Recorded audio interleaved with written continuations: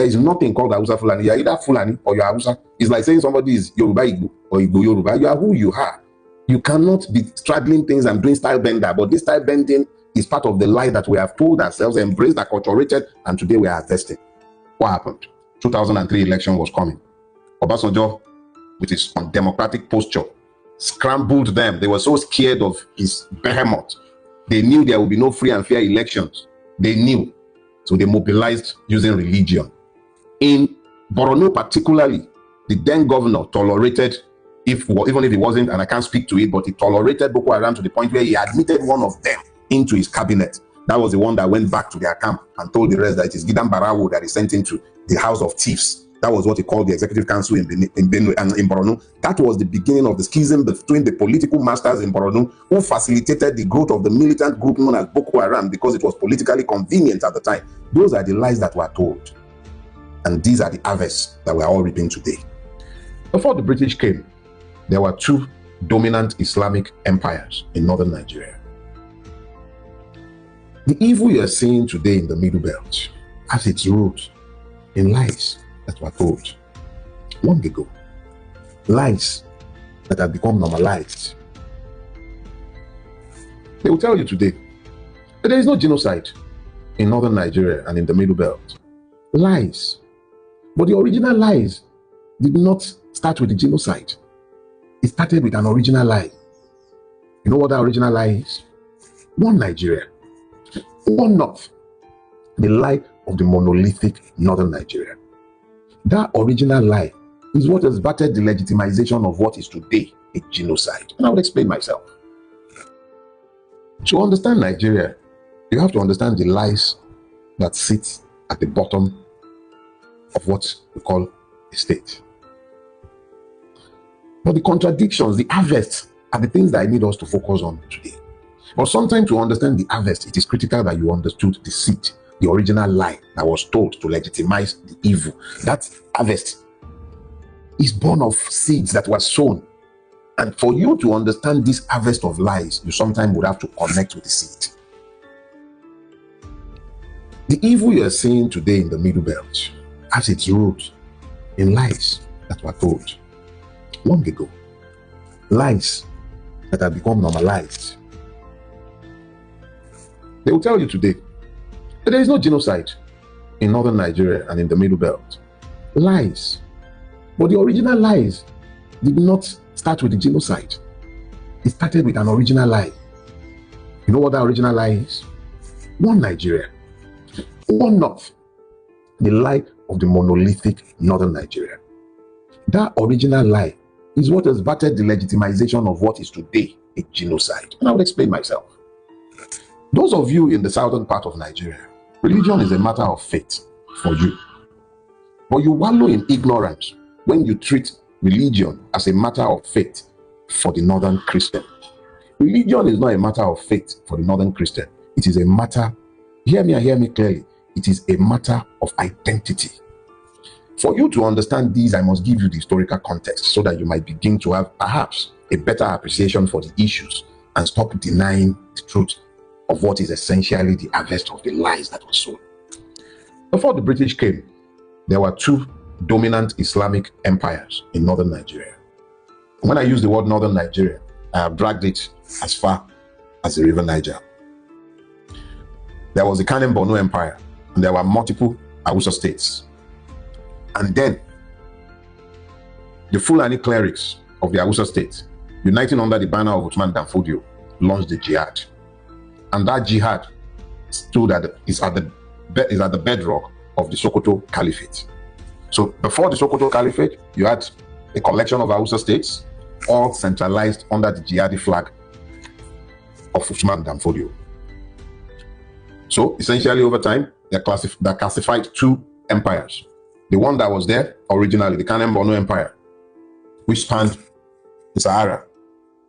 And then you had the Caliphate, the Sokoto Caliphate. These two empires had slaves as the primary stock of trade. Now, if you're a Muslim, you also know and would understand the doctrine of Lihab and Dar Salam. Dar Salam is the place lived in and inhabited by the faithful in Islam. Dar Nabre is the place inhabited by the unbeliever. This distinction is important because the point I'm going to make next might help you to understand. In order to ensure that the slave stock, hear that and hear it clearly, in order to ensure that the slave stock remains available for enslavement and shipment through the trans-Saharan slave trade, neither empire ever conquered the people they enslaved. So, in what you blithely refer to as northern Nigeria today, the places you and I, in ignorance, would consider a monolithic north, the places where you have pockets, all the areas where you have Christians, those were the people the Muslim empires did not conquer, either because they couldn't or they wouldn't.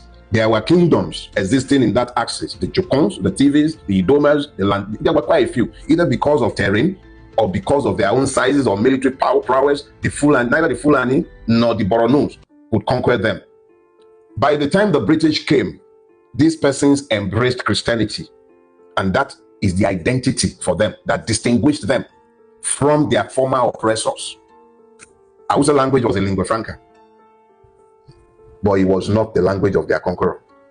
It was not a language that they embraced in order to suppress their own identity.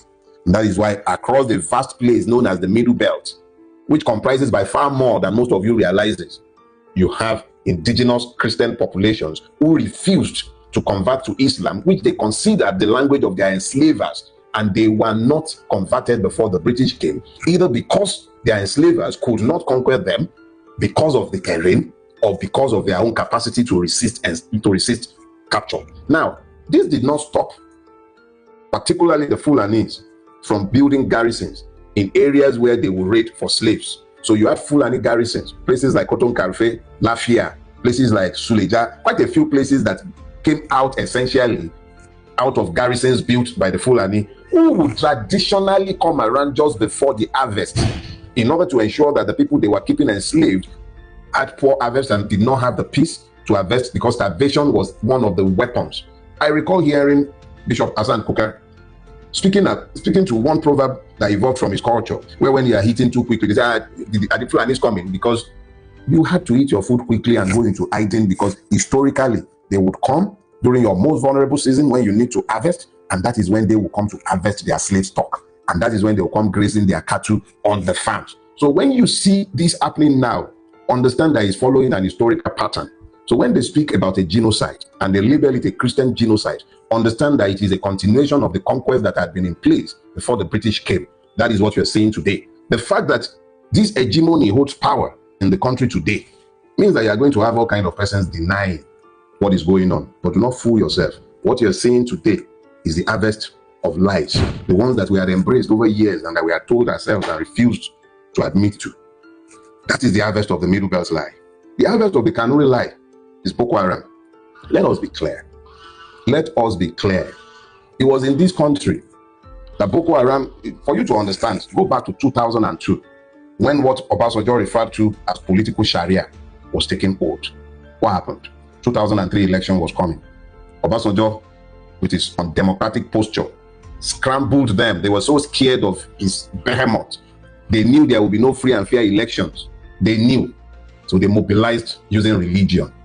In Borno particularly, the then governor tolerated, even if he wasn't, and I can't speak to it, but he tolerated Boko Haram to the point where he admitted one of them into his cabinet. That was the one that went back to their camp and told the rest that it is Gidan Barawo that is sent into the house of thieves. That was what he called the executive council in Benue and in Borno. That was the beginning of the schism between the political masters in Borno, who facilitated the growth of the militant group known as Boko Haram because it was politically convenient at the time.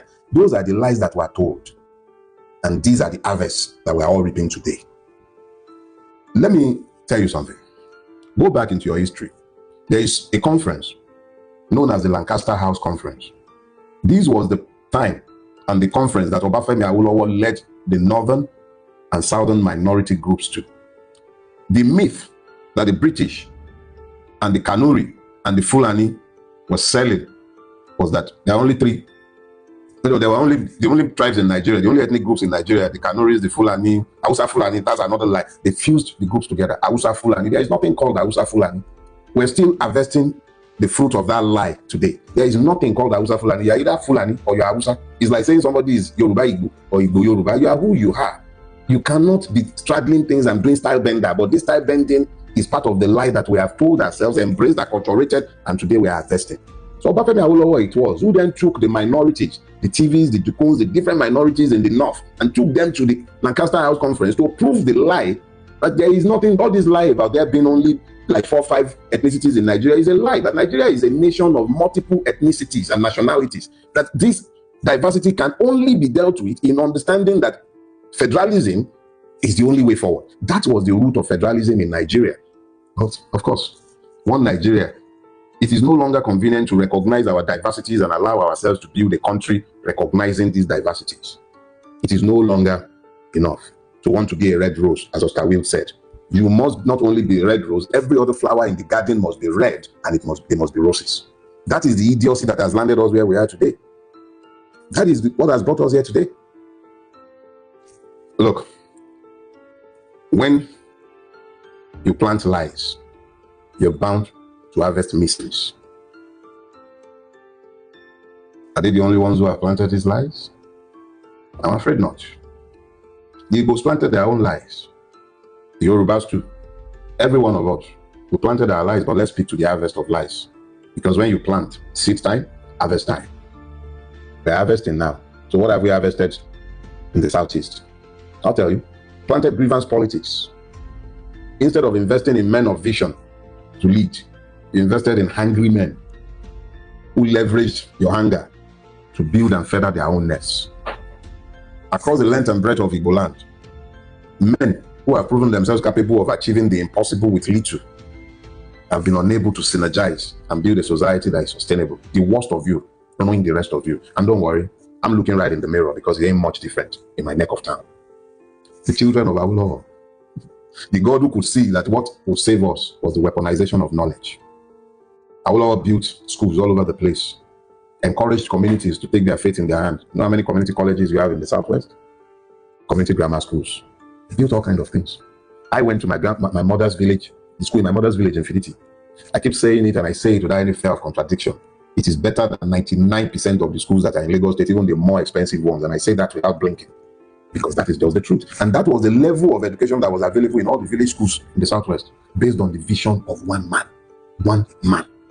He built a team, constrained the resources of the West. Ekiti province, which is today the poorest in the Southwest, if not in the whole of Nigeria, was the richest province in the Western region. Ekiti province was the richest province. It was built on the back of vision. Leaders who understood their time, their place in history, constrained the powers and resources of the people, and they built systems, some of which are still in use today. But what are the harvests and what were the lies?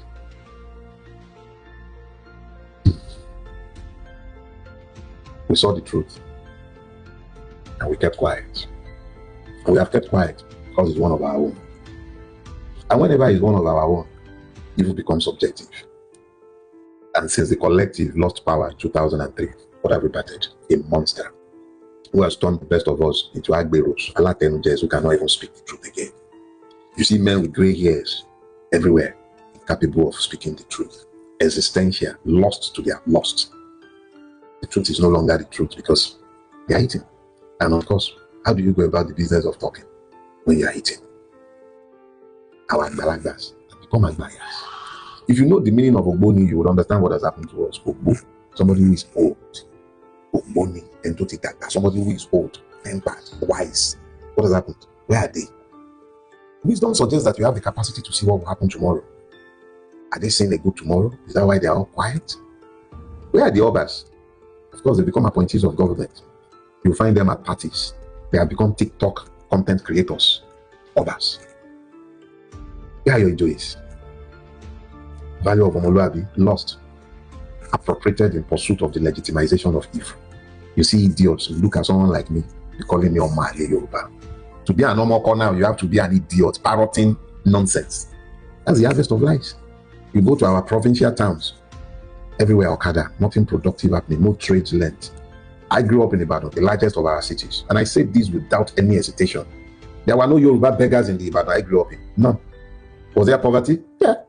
But we had sufficient capacity to generate wealth as a community, as family units, that the poorest amongst us never had any need to beg. Today, you go to our provincial towns and cities, old age has become a license to beg. We Yoruba. The loss of pride is attached to the loss of an understanding and appreciation of self. If you don't know yourself, you would abuse yourself. We've become a nation of vagrants. We are not collecting. What happened to us?